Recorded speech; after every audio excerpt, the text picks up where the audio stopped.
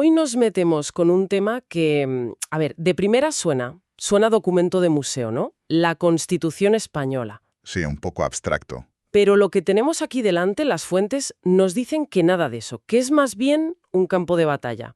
Un ring donde chocan dos ideas potentísimas, la libertad de empresa y la protección de la persona que trabaja. Esa es exactamente la idea, sí. La misión de este análisis es justo esa, desentrañar cómo la norma suprema, la del 78, no solo permite, sino que activamente diseña el tablero de juego de las relaciones laborales. El tablero de juego me gusta. Y vamos a ver de dónde viene ese diseño, cómo se estructura y, lo que es clave, que no todos los derechos llevan la misma armadura. Hay una jerarquía muy, muy clara. Y aquí es donde salta la primera gran idea, lo que de verdad lo cambia todo, que por primera vez la Constitución deja de ser una declaración de buenas intenciones. Poema, como dices. Exacto, se convierte en el jefe, en la regla suprema que un juez puede coger y aplicar en un caso. El artículo 9.1 es el momento en que la Constitución baja del pedestal y se pone a trabajar. Porque dice que todos, ciudadanos y poderes públicos, están sujetos a ella. Y eso, de repente, lo cambia absolutamente todo. Por completo. Para entender por qué la del 78 es como es, las fuentes proponen un viaje rápido al pasado. Si miramos las constituciones liberales del siglo XIX... Ahí vemos un foco casi obsesivo en la libertad de industria, de comercio. Pero los derechos de los trabajadores, ¿dónde estaban? Prácticamente invisibles, como mucho alguna mención muy tardía al derecho de asociación y para de contar. Claro, el modelo era dejar hacer, dejar pasar. El Estado no interviene. Pero claro, llega el siglo XX y la llamada cuestión social obrera explota. Las condiciones eran durísimas y la presión era ya inaguantable. Y ahí surgen respuestas, ¿no? Surgen varias respuestas constitucionales a esa presión. Una es la que acabará triunfando en España, el constitucionalismo social. Y no partíamos de cero, ¿eh?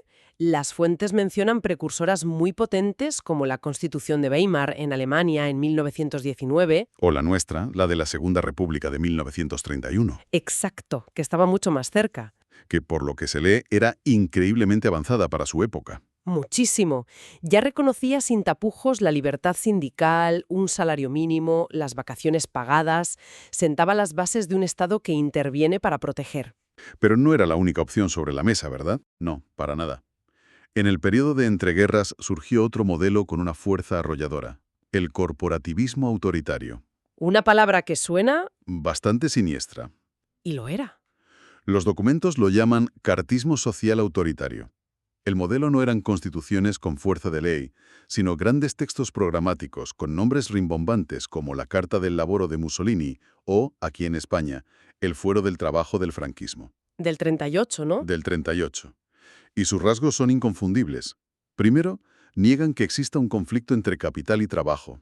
Venden una idea de armonía forzosa. ¿Y segundo? Para lograrla, imponen un control estatal absoluto a través de un sindicato vertical. ¿Vertical? ¿Qué significa eso exactamente? Pues significa que, a ver cómo lo explico, que tanto los trabajadores como los empresarios... ¿Estaban en el mismo saco? En el mismo saco, exacto. Obligados a pertenecer a la misma organización sindical, una organización controlada directamente por el Estado. O sea que el sindicato no era una herramienta de los trabajadores. Era una herramienta del régimen para controlarlos.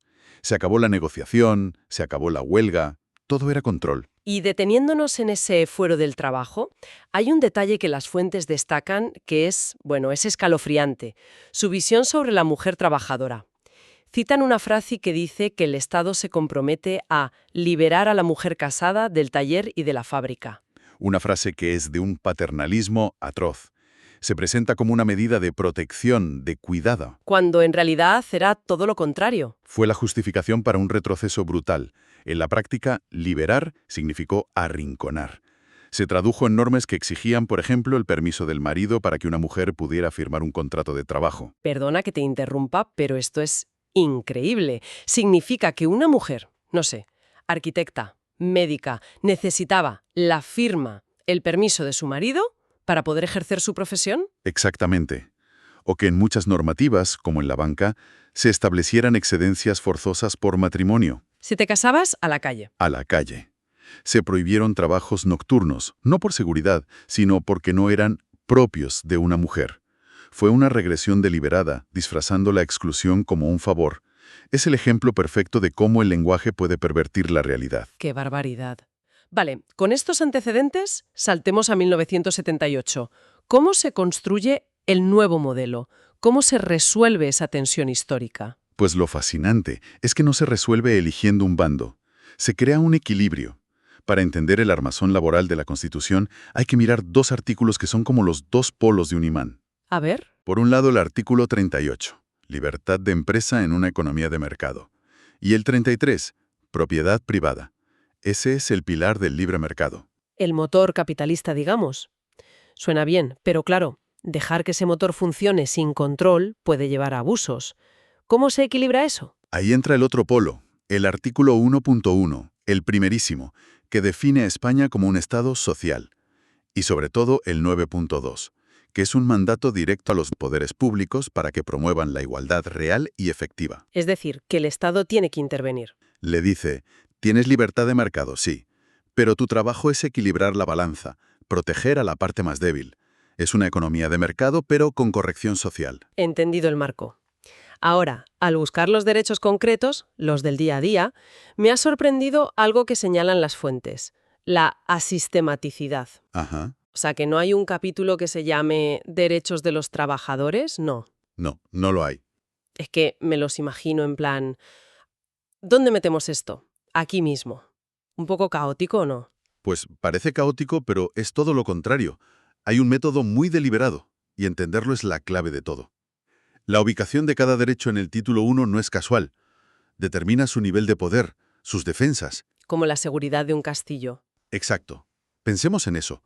No todas las partes del castillo están igual de protegidas. Podemos hablar de 3 niveles de blindaje: máximo, medio y mínimo. Me gusta la analogía. A ver, empecemos por el nivel 1, la protección máxima. ¿Qué derechos están en la torre del homenaje de ese castillo? En la torre del homenaje, con foso, muros gruesos y guardia pretoriana, solo hay 2 derechos laborales, los del artículo 28. ¿Qué son? El derecho a la libertad sindical y el derecho a la huelga. Son los derechos fundamentales en sentido estricto. Y que estén ahí, en esa sección de superprotegidos, Ujú. ¿qué implica en la práctica? Si mi empresa me impide hacer huelga ilegalmente, ¿qué significa para mí? Significa que tienes a tu disposición un arsenal de defensa potentísimo, que detalla el artículo 53. Primero, cualquier ley que lo desarrolle tiene que ser una ley orgánica. Que necesita mayoría absoluta, más difícil. Mucho más. Segundo, y esto es clave para tu pregunta, si se vulnera tu derecho, puedes ir a los tribunales por un procedimiento preferente y sumario. Vale, preferente y sumario. Sí, es un poco técnico. Suena muy al lenguaje de abogado. Ujú. A ver, para que nos entendamos todos. Significa que tu caso tiene una vía de fast track. Pasa por delante de los demás porque se considera urgente. La justicia tiene que ser rápida. Entendido. Pero hay más. Imagina que aún así los tribunales no te dan la razón. Tienes una última bala. El recurso de amparo. Una línea directa con el Tribunal Constitucional. Exacto. El máximo intérprete. Es un blindaje casi total. Vale, es el club VIP de los derechos. Pero no todos tienen ese pase, ¿verdad? El derecho al trabajo en sí, por ejemplo, juega en otra liga. Exacto. Bajamos al nivel 2, a la protección media.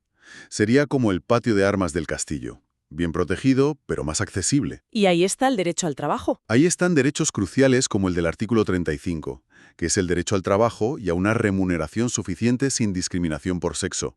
O el del 37, el derecho a la negociación colectiva. ¿Y cuál es la diferencia en su protección? Si me despiden sin motivo, ¿no tengo un fast track? No, esa es la gran diferencia. Estos derechos también obligan a todos los poderes públicos. Necesitan una ley para desarrollarse. Pero una ley ordinaria, no orgánica. Eso es. Son derechos muy sólidos.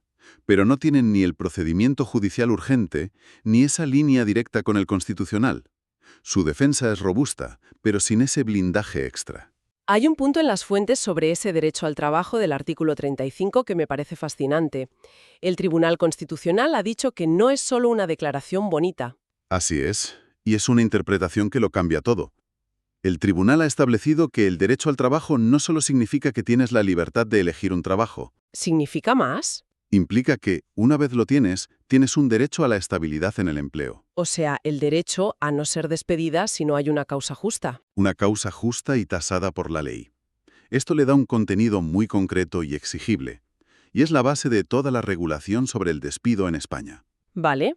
Y nos queda el último nivel, el nivel 3, la protección mínima, los grandes objetivos. Exacto. Aquí están los principios rectores. Serían las directrices que se le dan al rey del castillo. Procura que haya comida para todos. ¿Y en la Constitución cuáles son? Son los mandatos del artículo 40, como la política orientada al pleno empleo, la seguridad e higiene, el descanso con jornada limitada y vacaciones. Y también el del 41, que ordena mantener un sistema público de seguridad social. Entonces, si el paro sube, no puedo ir a un juez y decirle, el gobierno no está cumpliendo el artículo 40, que me indemnice. Exactamente, no puedes. Esa es la clave de este nivel. No son derechos que puedas exigir directamente. Son una hoja de ruta, un mandato para el legislador. Informan las leyes, pero no son la ley en sí mismos. Solo puedes alegarlo si una ley concreta ya ha desarrollado ese principio. No puedes exigir descanso, pero sí tus 30 días de vacaciones, porque el Estatuto de los Trabajadores, desarrollando ese principio, lo establece.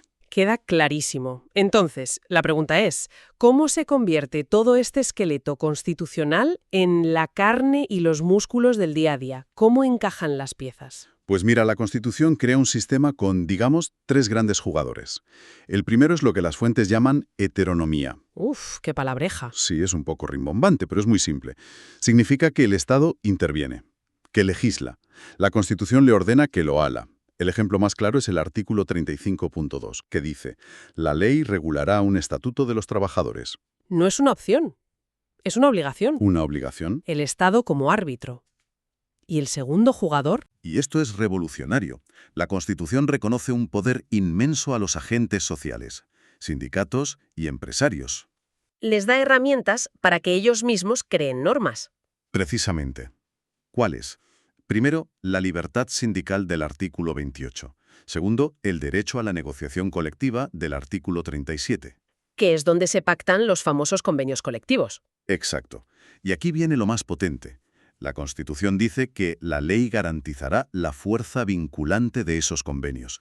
Esto significa que un acuerdo privado entre sindicatos y empresarios se convierte en ley para todo un sector. Como si lo publicara el BOE. Con la misma fuerza. Y la tercera herramienta es la de presión, el derecho a huelga y adoptar medidas de conflicto colectivo. Les da poder de negociación y poder de presión. Me falta el tercer elemento. Las fuentes hablan de un carácter institucional. Suena más sutil. Es más sutil, pero fundamental. El artículo 7, que está en el título preliminar, en el porche del texto, reconoce que los sindicatos y las asociaciones empresariales son actores clave para la defensa de los intereses económicos y sociales. O sea que no son simples clubes primados. No. La Constitución les da un estatuto especial, los eleva a piezas esenciales del funcionamiento del Estado. Por eso se sientan con el gobierno a negociar el salario mínimo. Y las fuentes ponen ejemplos claros de cómo este sistema aterriza. Por ejemplo, esa Ley Orgánica de Libertad Sindical, la LOLS. Es el desarrollo directo de ese derecho fundamental del artículo 28. Correcto. ¿Y el Estatuto de los Trabajadores? Que es la gran ley laboral, desarrolla los mandatos de los artículos 35, derecho al trabajo, y 37, negociación colectiva. ¿Y la Ley de Prevención de Riesgos Laborales? Que convierte ese principio rector de seguridad del artículo 40 en obligaciones concretas para las empresas. Así es como los mandatos del castillo bajan a la realidad de la calle. Entiendo. Si conectamos todos los puntos, lo que la Constitución del 78 crea es un modelo de derecho laboral increíblemente sofisticado. Es un sistema de equilibrios constantes. Entre mercado y protección social. Y, muy importante, otorga un poder real, reconocido al más alto nivel a los sindicatos y a las patronales. Es un reparto de poder muy deliberado. Y justo cuando parece que tenemos el mapa completo, las fuentes nos dejan una última reflexión, una especie de nota al pie que es muy fuerte. ¿Verdad? Resulta que la propia Constitución tiene un mecanismo para desactivar parte de este sistema. Un momento, ¿me estás diciendo que la misma Constitución, que protege con uñas y dientes el derecho a huelga, tiene un botón para apagarlo? No es secreto, pero sí es una puerta de emergencia. El artículo 55 prevé efectivamente la posibilidad de suspender ciertos derechos en situaciones extremas. ¿Cómo? Concretamente, el derecho de huelga y el de conflicto colectivo se pueden suspender durante los estados de excepción o de sitio. Que son situaciones de crisis nacional gravísimas. Exacto. Pero no hace falta llegar a tanto. El material también menciona que una situación menos grave, como el estado de alarma, puede limitar estos derechos para asegurar los servicios esenciales. El ejemplo que se cita es muy conocido. La huelga de controladores aéreos de 2010. Se declaró el estado de alarma y, en la práctica, se militarizó el servicio para obligarles a trabajar. No se suspendió el derecho, pero se limitó hasta hacerlo impracticable. Lo que nos deja en un lugar muy interesante para terminar. Nos deja ante una cuestión fundamental sobre ese delicado equilibrio entre proteger derechos del núcleo duro de la Constitución y la necesidad del Estado de garantizar los servicios esenciales de la comunidad en momentos de crisis. Y esto plantea una pregunta que no tiene una respuesta fácil. ¿Dónde se traza exactamente esa línea? ¿Y quién decide cuándo pulsar ese botón de emergencia?